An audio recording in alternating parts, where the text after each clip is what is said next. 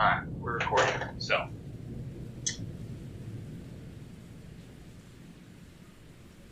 All that testing it out. Putting up sweat.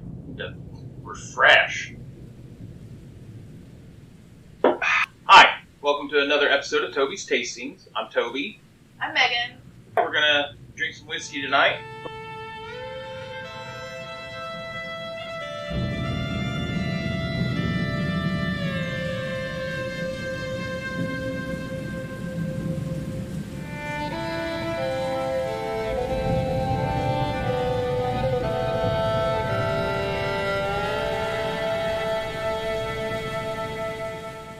Hope you're doing well and you're having happy holidays. It's the day after Christmas for us. Merry Christmas, Happy Kwanzaa, Happy late Hanukkah, Happy Festivus, all that good stuff. So we had our Christmas yesterday on Zoom, which was fun. Yeah, that's good. It gives you the chaos of everyone in your family being there with all the noise and kids. Yeah, definitely all the noise and kids. Mm-hmm. And then you can just hit exit when you want to leave. It's the best. So yeah, I hope you all have been able to at least call your families and chat with them. Got some great Christmas presents. Santa and Megan really hooked it up this year. Yeah, Toby and Santa really hooked it up this year. So one of the presents I got is we're trying out this new camera. It's an Amazon find, so hopefully it's better than what before. If not, we'll send it back and upgrade. Yeah. What are you sipping on over there? So I chose for our first pour of the night to be Four Roses Single Barrel. It's what Santa put by my stocking.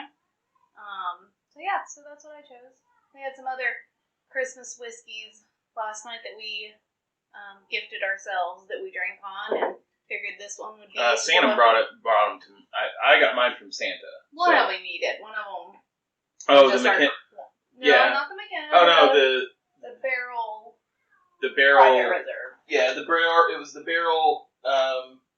Single barrel. Where is it? Here. Catch that door. Yeah, it's a barrel private release. Finished in St. Agrestis Brooklyn Amaro casks. I got to try this a couple weeks ago, and I've been looking for a Christmassy type drink, and it's very sweet, and the Amaro is a digestive. In Europe, they'll pour a little drink after they eat. That instills a lot of licorice and kind of candy sweetness to it, so it's very good for a holiday pour. Yeah, it was good too. And then we tried Christmas Eve McKenna 10-year, which I got my hands on. McKenna 10-year, it was very good. So maybe we'll do a video on that at some point. But yeah, Four Roses Single Barrel. Santa brought that for her. Just always it's house favorite. Yeah. When I tell people when they're wanting to get into bourbons and they don't want to spend a lot, Four Roses is the way to go.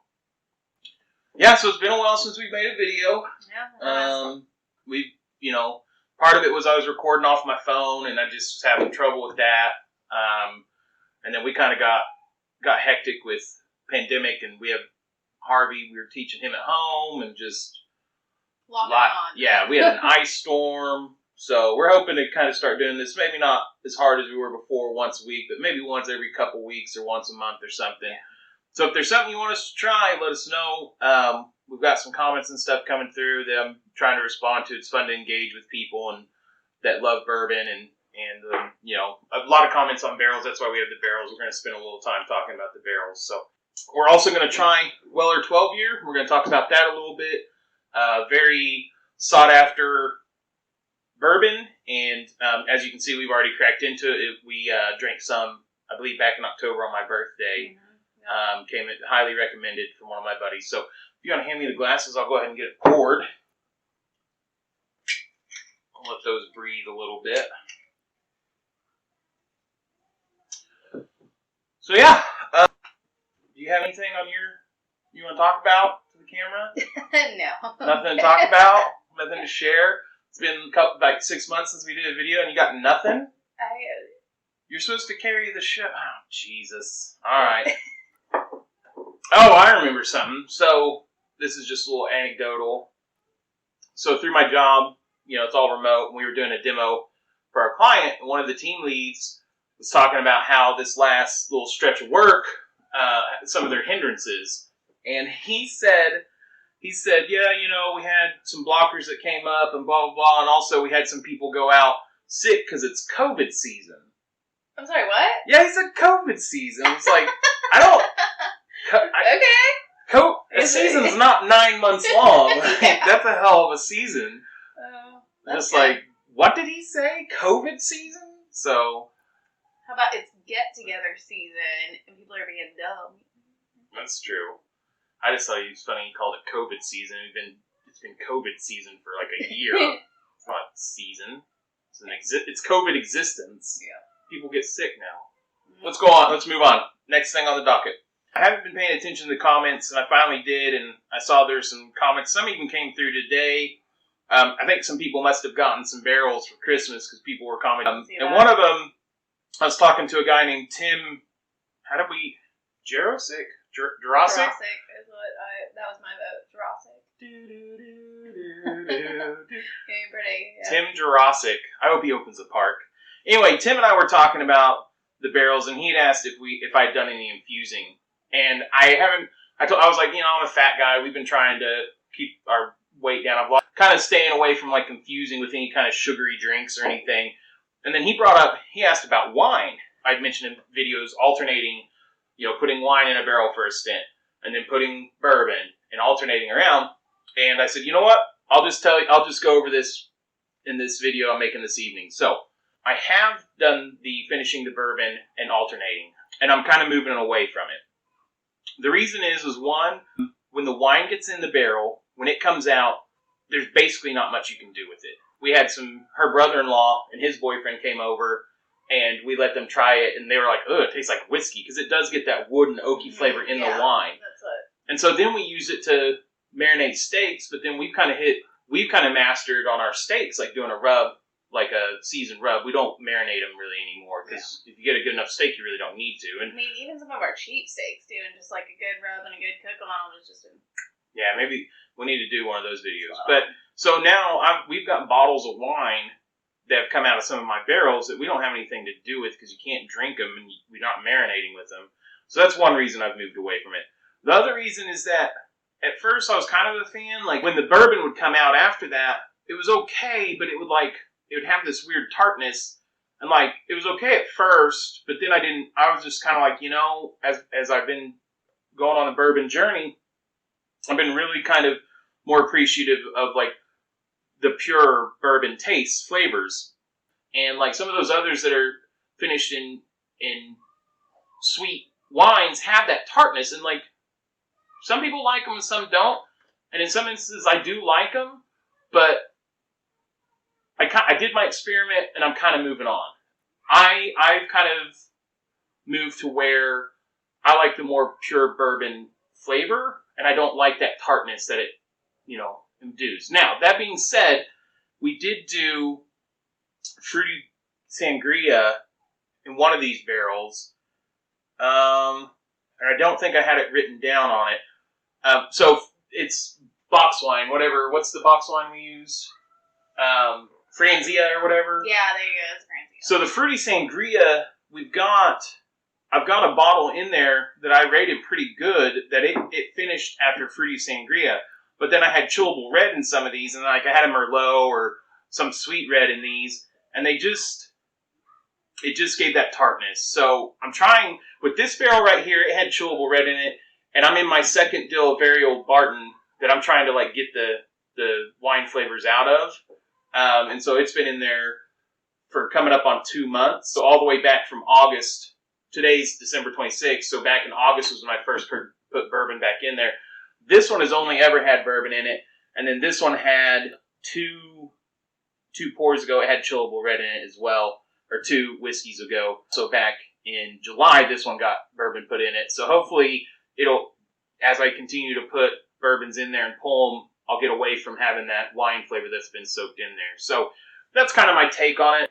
One thing that we had talked about doing that I never did, maybe this summer I will, is making our own Tabasco. So not a lot of people know, but like Tabasco is made and aged in bourbon barrels. It might, I don't know if it's old bourbon barrels or old whiskey barrels, but I think it's old bourbon barrels.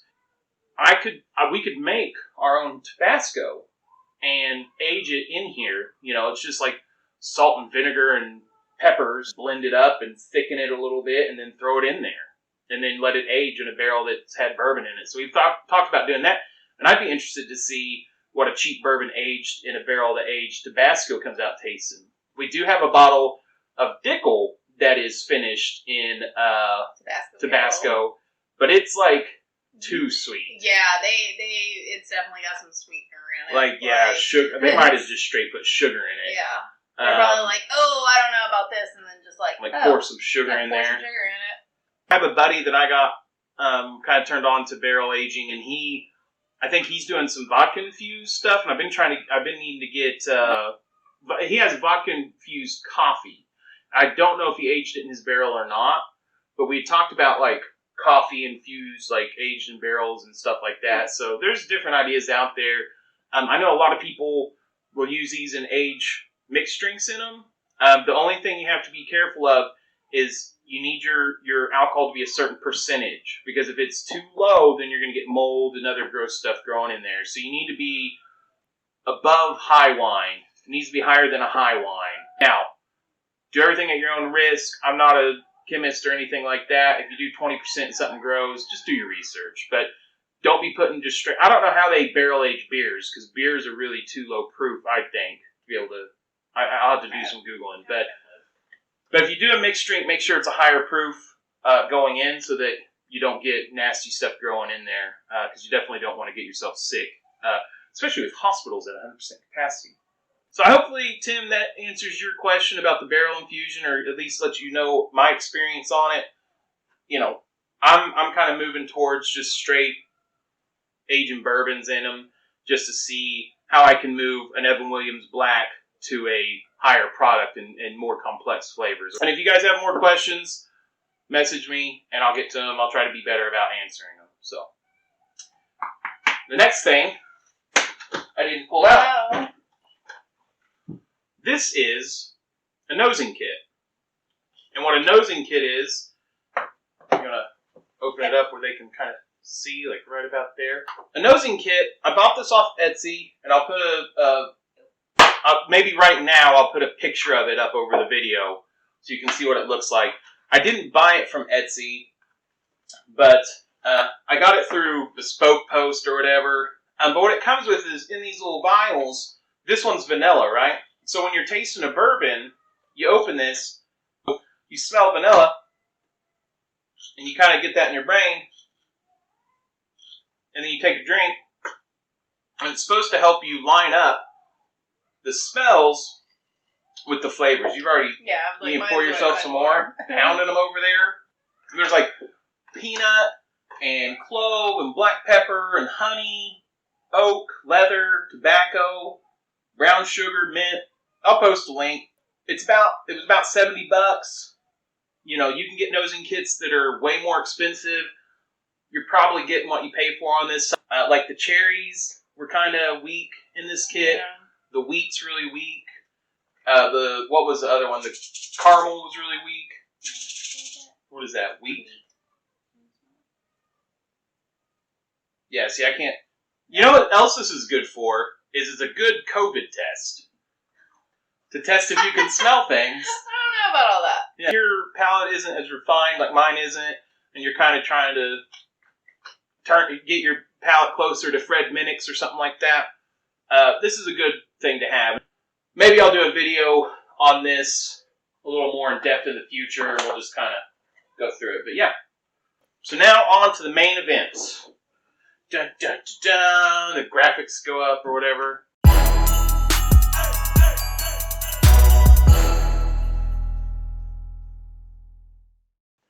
Weller 12 year. This is a very hard to find bourbon, which just fell into my lap, thankfully. The person who recommended I get it is one of their favorites, and we saved it for a special occasion. It's not expensive. It's only like a $40, $50.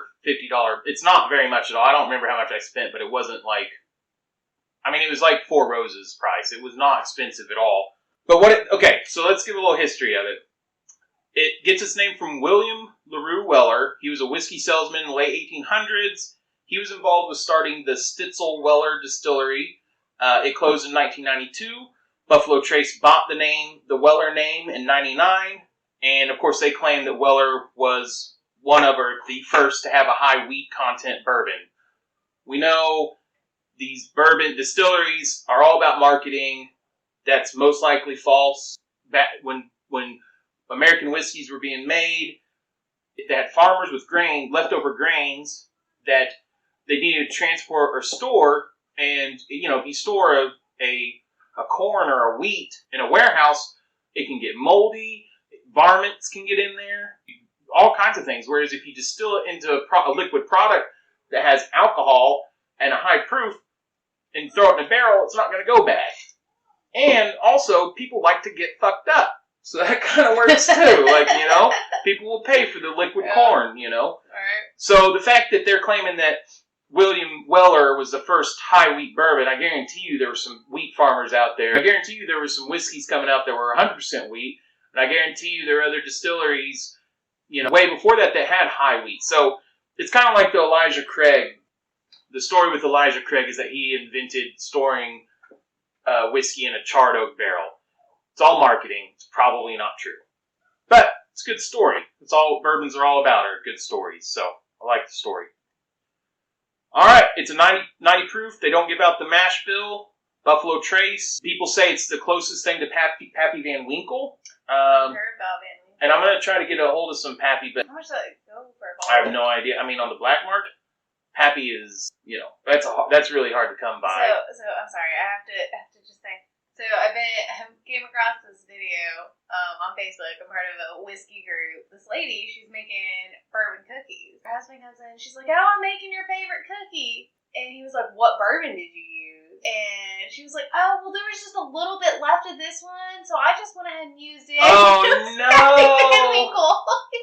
No. Yeah, and he was like, no, you didn't. She's like, yeah, there's just a little bit left. I just took care of it for you. Oh, no. Yeah. I hope he cherished those cookies. Oh, I'm sure he did. Oh. Yeah. That's terrible. That's why you're not allowed to touch the... No, I'm just kidding. Well, I mean, no, there's shelving, We right? do have rules. We have rules. I'm not allowed to touch certain shelves. We have rules.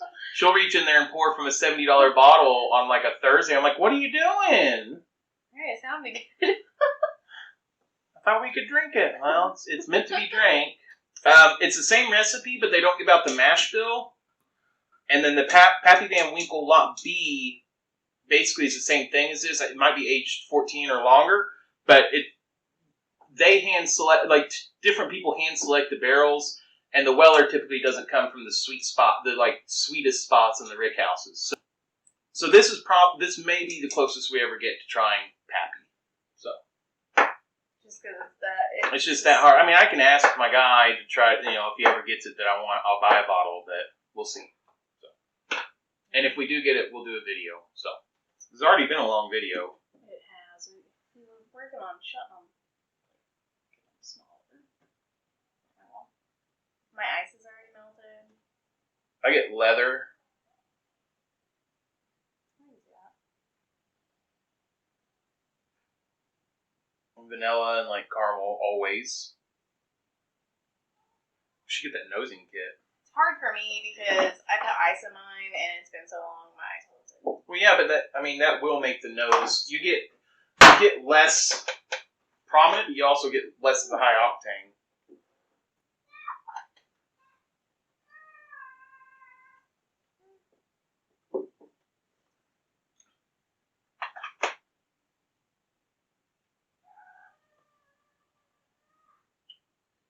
Sweet, but not too sweet. It's a little dry. There's some dryness. Especially on the finish, it goes from a sweet to a dry. I think I'm gonna have to go back to trying the whiskeys without the ice. So I think that's what I started. I mean, with the wheat, I get the fruit, like a fruity kind of flavor. and the finish, so it starts off a little slow, and it kind of builds to spicy, and it's still spicy in my mouth right now. It's all front of the mouth. It says on the nose, caramel, vanilla, oak, leather, and the sweetness because of the whiskey, or the wheat. No, the palate should be the same as the nose. And then the finish, sweet and dry, caramel, vanilla, oak, spicy. Definitely caramel. Yeah, where is the caramel? That caramel's coming through. Do you say caramel or caramel? I say caramel. Ooh. Excuse him. Rude. Oh, yeah. No, the caramel. No, definitely caramel. That's probably the predominant. Yeah. Well, and that's what having one of these handy for is like as you're like training your palate. Yeah, and you're and like your not real nose. sure. It's like, You know, they say vanilla on this, so it's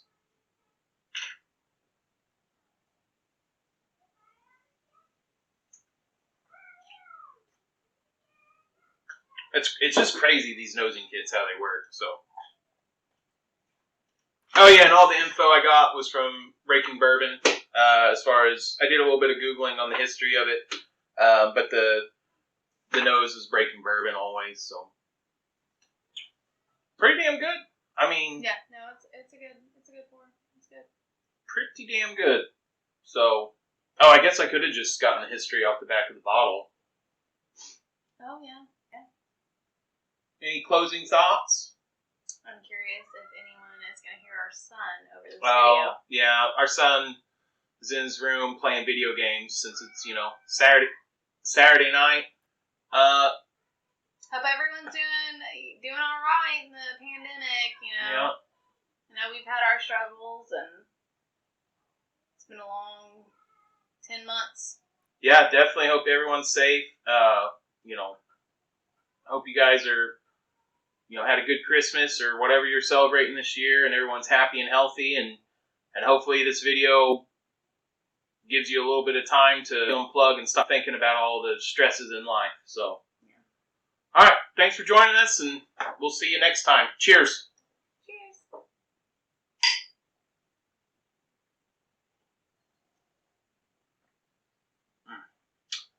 That is tasty. Almost Toby tasty.